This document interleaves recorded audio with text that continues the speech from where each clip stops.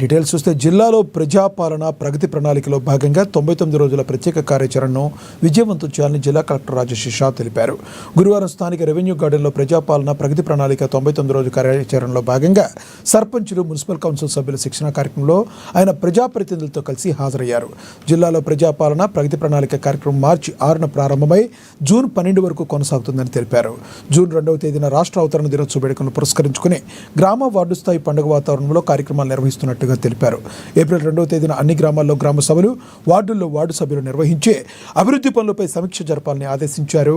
ప్రణాళికల్లో భాగంగా మార్చి 6 నుండి 15 వరకు పరిశుభ్రతలో భాగంగా గ్రామాల్లో, ప్రభుత్వ కార్యాలయాల్లో పారిశుద్ధ్య పనులు, పెండింగ్ ఫైళ్ల క్లియరెన్స్, ఏప్రిల్ 6 నుండి 11 వరకు ఆరోగ్య శాఖ ఆధ్వర్యంలో ప్రత్యేక డ్రైవ్, మే 4 నుండి 9 వరకు రైతు సంక్షేమంలో భాగంగా వ్యవసాయం, రెవెన్యూ, నీటిపారుదల శాఖ సమన్వయంతో కార్యక్రమాలు నిర్వహించాలని తెలిపారు.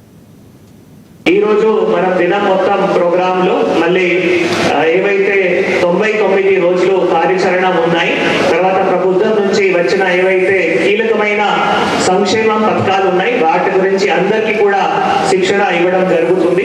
మీ అందరికీ ఒక ఫోల్డర్ రూపంలో కూడా ప్రభుత్వం నుంచి వచ్చిన ఏవైతే సర్కులర్లు ఉన్నాయో అవి అన్ని కూడా తెలుగులో తయారు చేసి మీ అందరికీ అందజేయడం జరిగింది. దీంతో పాటు మళ్ళీ డిసెంబర్ 2023 నుంచి ఇప్పటి వరకు మీ గ్రామంలో సాధించిన అభివృద్ధి కానీ, మీ వార్డులో సాధించిన అభివృద్ధి కానీ దాని గురించి కూడా ఒక 2-3 పేజీలు కూడా తయారు చేసి మీ అందరినీ కూడా అందజేయడం జరిగింది. సో దయచేసి ఈరోజు శిక్షణ కార్యక్రమంలో మా జిల్లా అధికారులు, ప్రతి ఒక్క జిల్లా అధికారులు ఏవైతే 99 రోజులు కార్యాచరణ ఉన్నాయి దాని గురించి మీకు వివరిస్తారు. ఆ సర్కులర్ కూడా మీరు దయచేసి చదవండి. మీ గ్రామంలో జరిగిన అభివృద్ధి కానీ, మీ వార్డులో జరిగిన అభివృద్ధి కానీ అవి కూడా చదవండి. ఎందుకంటే ఇప్పుడు ఆల్రెడీ 6 తారీఖు నుంచి ఈ కార్యక్రమం స్టార్ట్ అయినాయి. 12 జూన్ వరకు ఈ కార్యక్రమం కొనసాగుతాయి.